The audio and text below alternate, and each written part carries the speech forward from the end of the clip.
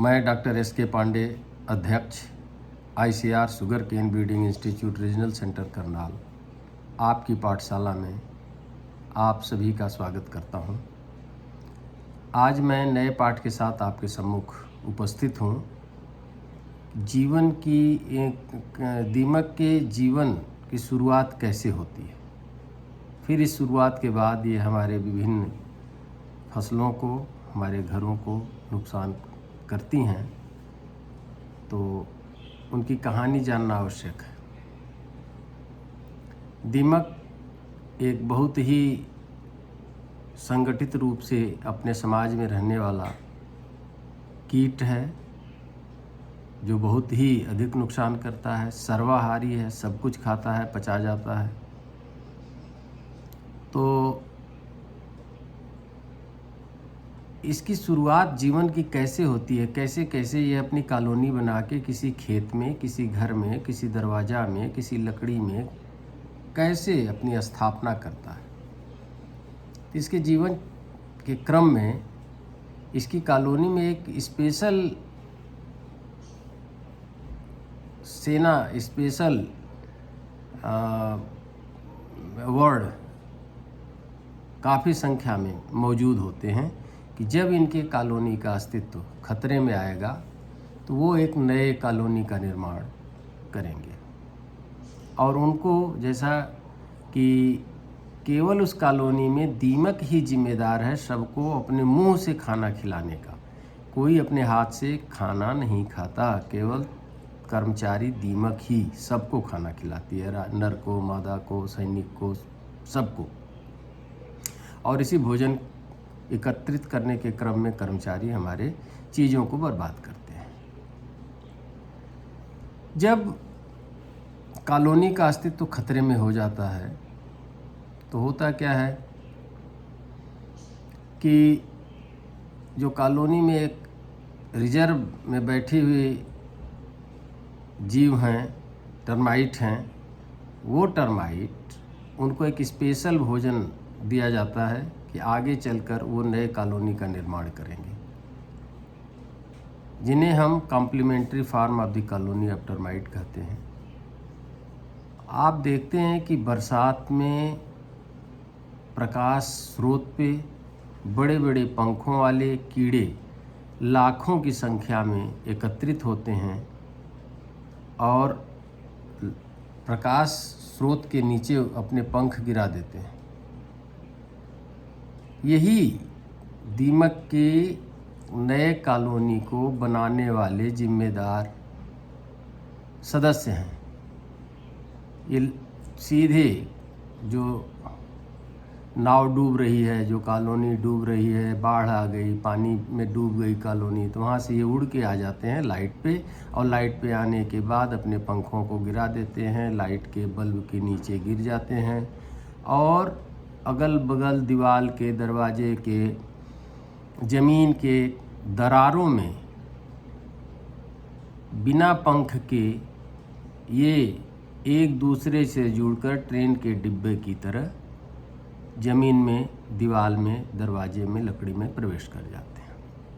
वहाँ प्रवेश करने के बाद इनमें से एक मादा जो आगे चलती है वो मादा होती है। इसके पीछे कई नर चलते हैं, कई नर मर जाते हैं, एक मादा और एक उसमें से नर सफल होते हैं जो अंदर जाके अपने कॉलोनी का निर्माण शुरू करते हैं। नर और मादा में मैथुन क्रिया होती है। वही मादा धीरे धीरे अंडा देना शुरू करती है और उस अंडों से कर्मचारी निकलते हैं। पहले कर्मचारी का काम है काम करना। वो कर्मचारी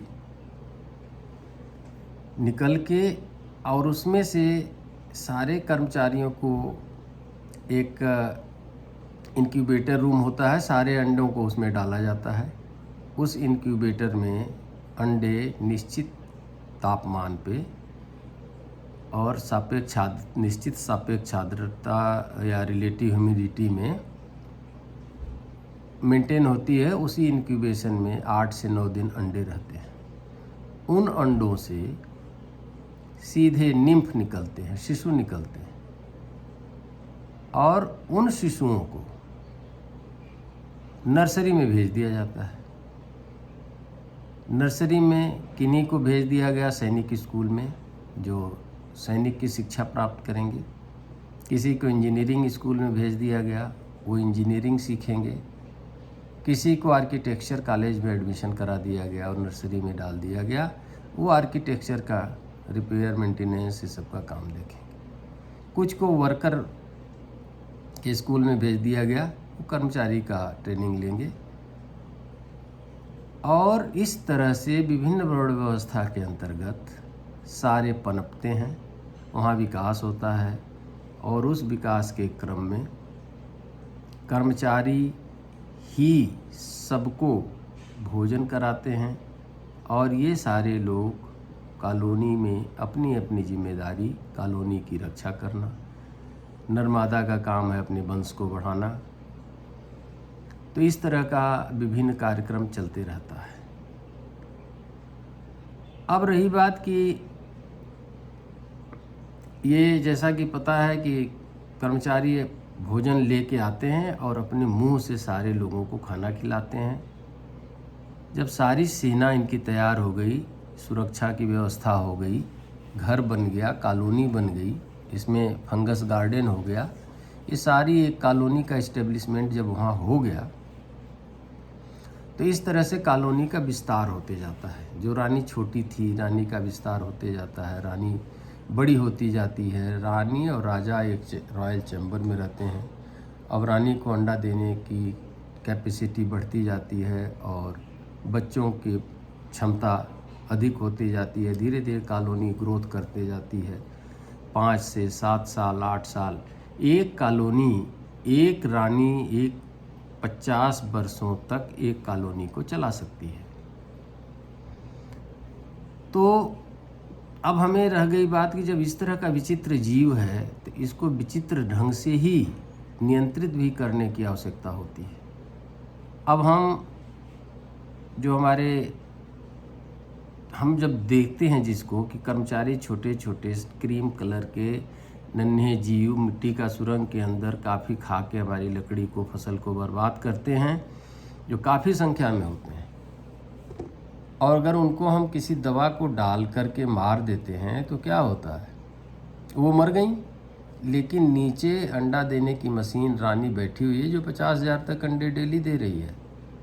ज़रूरत है हमें उसको मारने की, जब तक हम उसे नहीं मार पाएंगे केवल कर्मचारियों को मारने से कोई फ़ायदा नहीं होगा। और वो तो रानी बैठी है अपने चैम्बर में, रॉयल चैम्बर में, जहाँ की कोई घुस नहीं सकता, कोई फ्यूमिगेंट नहीं जा सकता, कोई दवाई नहीं जा सकती। वो 6 से 8 फीट नीचे गहरे ज़मीन में अपने रॉयल चैम्बर में है, सैनिक से घिरी हुई है, कोई जा नहीं सकता। तो उसको मारने की ज़रूरत है, उसको कंट्रोल करने की ज़रूरत है। तो ये तो एक छोटी संक्षिप्त कहानी है। अब बरसों से हम लोग एक क्लोरपाइरीफास, फिप्रोनिल दवाई डाल देते हैं, वर्कर मर जाते हैं। कहीं पानी भर जाता है तो वहाँ एक्टिविटीज़ इनकी कम हो जाती है, लेकिन ये मरते नहीं हैं। अगर मर गए तो फिर संख्या इनकी बढ़ जाती है।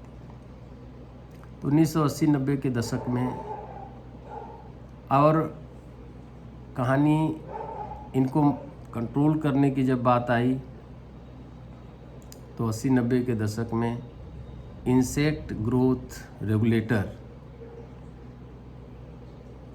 जो दीमक के ग्रोथ को रेगुलेट करने वाले हार्मोन, जुवेनाइल हार्मोन को इनहिबिट करने की प्रक्रिया द्वारा इनका प्रबंधन, इनका नियंत्रण सोचा गया। ये होता कैसे है? हमने बताया कि अंडे से सीधे बच्चे निकलते हैं जिनको हम निम्फ कहते हैं। ये निम्फ फर्स्ट इंस्टार, ये अपने शरीर की त्वचा उतारते हैं, दूसरे रूप में जाते हैं। फर्स्ट इंस्टार जब ये त्वचा उतार देते हैं तो इनको कहते हैं प्रथम निर्मोक का शिशु। जब तक ये चमड़ी नहीं उतारेगा आगे इनकी ग्रोथ नहीं होगी। भगवान ने ऐसा सिस्टम बनाया है। तो प्रथम first instar, second instar, third instar, fourth instar, और 5th इंस्टार के बाद प्रौढ़ बन जाते हैं। तो इनको, और ये छिपे होते हैं, तो इनके लिए एक IGRS की व्यवस्था की गई इंसेक्ट ग्रोथ रेगुलेटर के द्वारा। ये पाया गया कि अगर इनके भोजन में IGRS जुवेनाइल हार्मोन को ब्रेक करने वाला, इनहिबिट करने वाला, सप्रेस करने वाला कोई चीज़ इनको खिला दिया जाए भोजन में, तो इनमें ग्रोथ नहीं होगी, इंस्टार्स अलग अलग नहीं निकलेंगे, इनकी संख्या नहीं होगी और ये मर जाएंगे। तो ऐसा रिसर्च किया गया। जैसे बड़े बड़े राजाओं को पहले उनके खानसामा से, उनके शेफ से दोस्ती करके उनके भोजन में विष मिला दिया जाता था, वो खाते थे, मर जाते थे, उनकी सिक्योरिटी से को पटा लिया जाता था, पैसा दे के उनको ख़त्म कर दिया जाता था। उसी टेक्निक का इस्तेमाल इसमें भी किया गया कि इसके रसोइयों को पटा लीजिए, इनके खाने में जहर मिला दीजिए, इनके खाने में ऐसी चीज़ मिला दीजिए कि ये इनका विकास ही न हो और ये मर जाए। तो एक रसायन डाइफ्लूबेंजाथुरेन नाम का, जो insect growth regulator juvenile hormone को इनहिबिट करने वाला पाया गया। इससे बहुत ही सफलता मिली कि अगर इसको हम खिला दें तो ये इनकी ग्रोथ नहीं होगी और ये ख़त्म हो जाएंगे। इस टेक्निक को कहते हैं टर्माइट किल्स टर्माइट। टर्माइट ही और इनके वर्कर्स को खिला दिया जाए।